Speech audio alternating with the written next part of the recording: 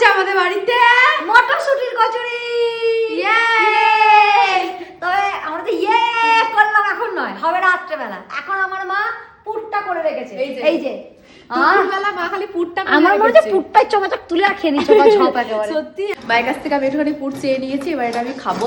যদিও নাকে আমি কোনো স্মেল পাচ্ছি না, জিভে যদি কোনো স্বাদ পাই। নুন ঝালটা দেখ, ঠিক আছে দিদি। দারুণ হয়েছে, বেশ নুন ঝাল একদম পারফেক্ট। মা তাহলে এখন পুর ভরা চলছে। এই যে পুর ভরে মা এখানটাতে রেখে দিয়েছিল, এবার একটা একটা করে এই পুরগুলোকে ভরছে।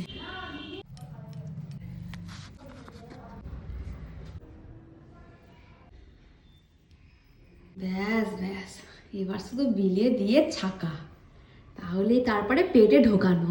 আজকে 8:30টার আগে খেতে পেয়ে যাবে। সব কটাতে পুর ভরা হয়ে গেছে, মা এখানে বেলতে শুরু করে দিয়েছে, এতগুলো হয়েও গেছে।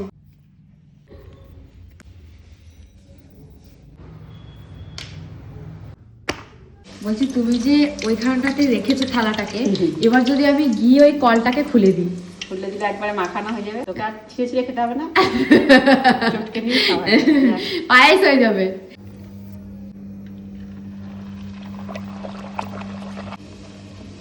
দুটো কচুরি ভাজা হয়ে যাওয়ার পর মা বলছে চিমনিটা চালিয়ে দে।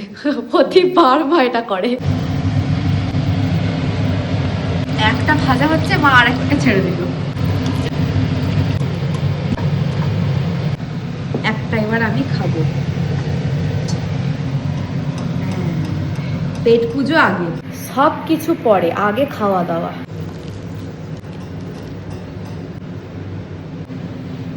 মা দারুন, তোমার হাত দুটোতে কি আছে গো মা?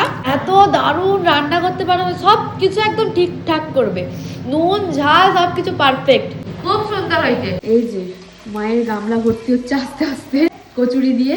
কটা এখনো বাকি আছে, আরে মায়ের জায়গায় তুই। আচ্ছা, মাংসগুলো তুলে নিচ্ছি উনি।